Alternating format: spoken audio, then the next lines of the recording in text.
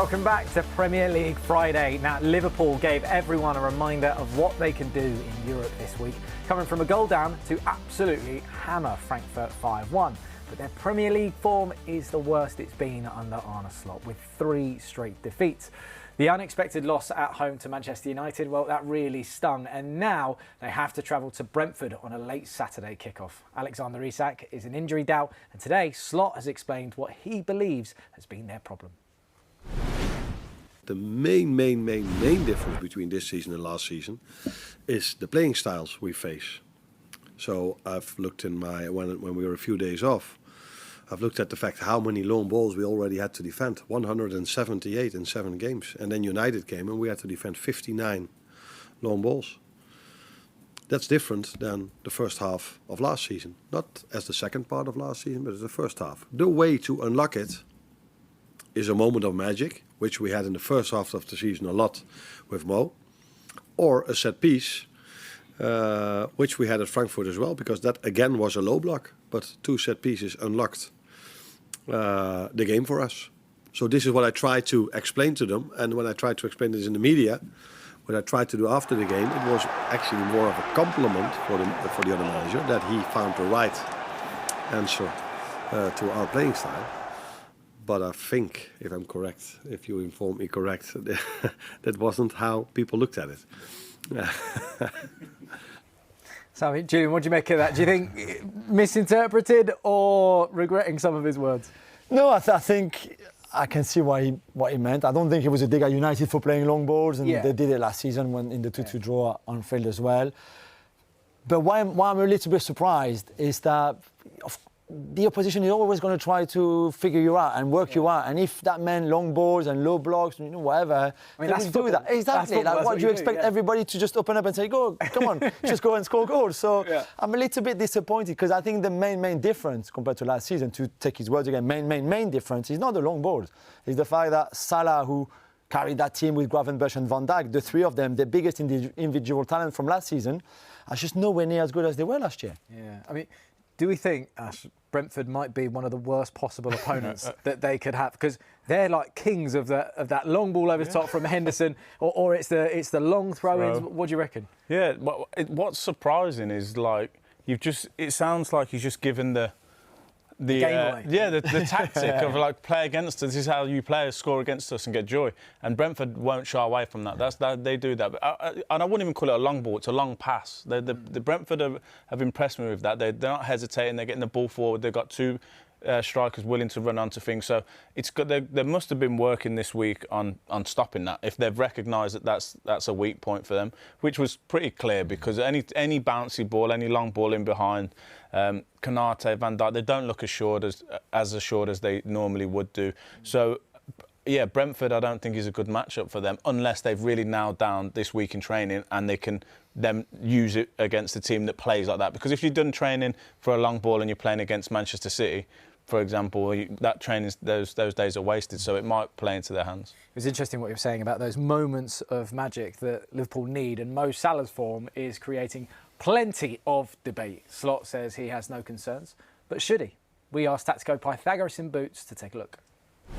How to play exactly and where Vitz fits and Ekitike and Isak and all of that, and then surely he will have a much better end of the season. Well, I mean, they've got so many great players that you mentioned just there. I mean, Jamie Carragher, Ash, this week, he kind of said that Mo Salah shouldn't be an automatic starter. What do you reckon? I don't think anyone should be an automatic starter, but I wouldn't say he shouldn't start. I would start him, because with all that you mentioned, all that we just saw, there's been a lot of change at Liverpool. So he's now carrying such a lot of that pressure to score goals and create goals. He's only human. What they need to figure out, like Julian said, is how to get the best out of Mo Salah now, and with the players that they've got, with Isak, Ekitike, with a new right-back Frimpong behind him, or even if it's Bradley, he doesn't have Trent supplying him. They don't have that partnership. So what can we do with him? Okay, he's man-marked. He's always been man-marked. Then he gets an extra player over on the cover. He's always had that before. So does Messi. So that isn't a thing. But where can we drag him to create opportunities for other players, or to get him on the ball maybe in the second or third phase of an attack? But if you're not getting that from him, if you're really struggling with that, Julian, is he a type of player that can happily sit on the bench? I just don't feel like he is. Are we looking at what Wayne Rooney was saying, I know this week, was talking about, could he leave at some point? The thing is, there's AFCON coming as well. So mid-December to end of January, he'll be gone with Egypt, potentially going far in that competition. It's also a World Cup year. He can't sit on the bench for the whole season with the World Cup coming up and AFCON coming up with Egypt. Yeah. Especially at his age, he will need to play. And but he's a sure starter for them. Yeah, true, but he needs to be fit. He can't go. He will start for them, but if he hasn't played for 10 games, for 10 weeks, exactly. So he needs to be ready. That's probably his last AFCON, you would think, certainly the last World Cup, I would think. So these are important moments for him. So he needs to be in a club where he plays and the team is working well. He's doing well too. So it'd be interesting to see what happens between now and January. I don't think he will leave in January. He obviously just signed a new 2-year deal. Yeah. But it's a big question. I don't think he's as simplistic as saying when he's not there, they're better. I think he will start on Saturday, for example, against Brentford. I really think he will. But he needs to wake up really and start scoring. Do the dressing room, actually, you reckon the dressing room are going, nah, Mo has to start. We've seen what he can do. Yeah, literally. I think that you also have that. So if you want to take Mo Salah out of the team, now he's annoyed probably because he's not starting as all football players. But also his teammates, especially the ones from last season and that he's played with, I'm pretty sure they want him on the pitch. And also as an opponent, if I was going into that game and I've seen when you get the team sheets, he's on the bench, I'll be quite happy. That'd give me a boost straight away because even he could be in the worst form of his life, but if he decides that day that he's going to turn it on, there's not much you can do to stop a player like that. Absolutely. Liverpool traveled to Brentford with a clear sense of purpose and pressure. After an emphatic 5-1 victory in the Champions League restored some confidence, the Reds now turn their focus back to the Premier League, where inconsistency has cost them valuable points. Arne Slot's side have shown flashes of brilliance, but lapses in concentration and slow starts have repeatedly undermined their rhythm. The trip to the Gtech Community Stadium presents an opportunity to reset their domestic campaign and remind everyone that they remain serious contenders. One of Liverpool's main objectives will be to start strongly. Too often this season, they have conceded first and been forced to chase games. Against a well-organized Brentford team, that approach would be risky. The home side thrive on early momentum, physical duels, and quick transitions, so Slot's men must impose control from the opening minutes. Discipline in midfield and sharper defensive coordination will be key to preventing Brentford's counterattacks and set-piece threats. In attack, Liverpool have rediscovered their depth and fluidity. The 5-goal display in Europe showed how varied their scoring options can be.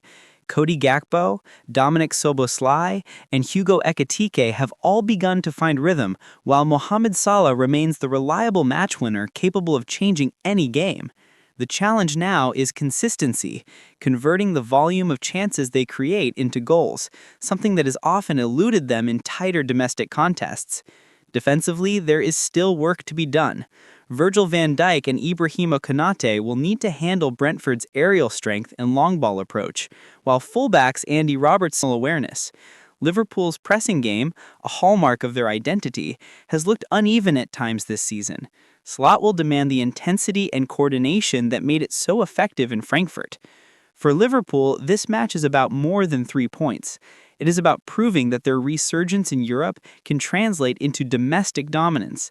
The performance in Germany showed belief, aggression, and tactical control, qualities that must be carried into this fixture.